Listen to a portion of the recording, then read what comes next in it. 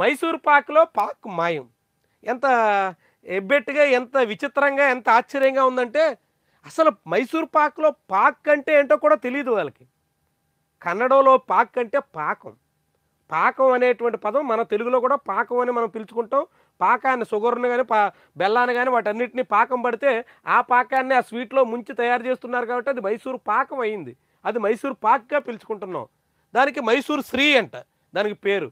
మరిప్పుడు చెన్నైలో క్రికెట్ స్టేడియానికి చపాక్ అని ఉంది. ఆ పాక్ తీసేస్తారా? చెశ్రీ అని పెట్టుకుంటారా?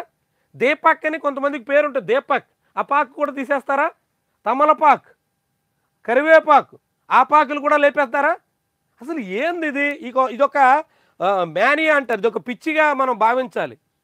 ఇది ప్రతీదీ ఒక వ్యాపారంలా, ప్రతీదీ ఒక రాజకీయంలాగా, ప్రతీదీ ఒక అంతర్జాతీయ సమస్యలాగా మలిచేసేటువంటి తీరు చాలా చాలా ఆశ్చర్యకరం.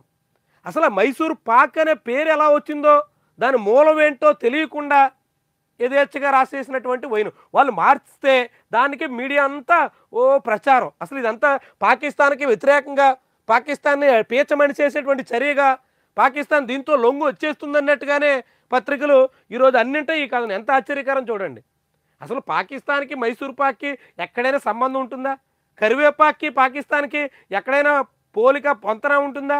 ఆ పాకేంటి? ఈ పాకేంటి? ఆకు, పాకు తేడా తెలియకుండా చేస్తున్నటువంటి ప్రయత్నంలా ఇది మనం భావించాల్సి ఉంటుంది. దీనికి మీడియాలో వచ్చినటువంటి కథనాలు. దాయాది పేరుందని స్వీట్ పేరు మార్పంట. అసలు మైసూర్ పాకులో దాయాది పేరు ఉండడం ఏంటి? మీడియా అది చెప్పాలి కదా! అది అసలు కరివేపాకు లేదంటే ఈ మైసూర్ పాకు ఇవన్నీ పాకిస్తాన్ వల్ల వచ్చినవి కాదురా నాయనా! అసలు పాకిస్తాన్ పుట్టకముందే, పాకిస్తాన్ ఆవిర్భావానికి ముందే మైసూర్ పాకు ఉంది, కరివేపాకు ఉంది, తమలపాకు ఉంది.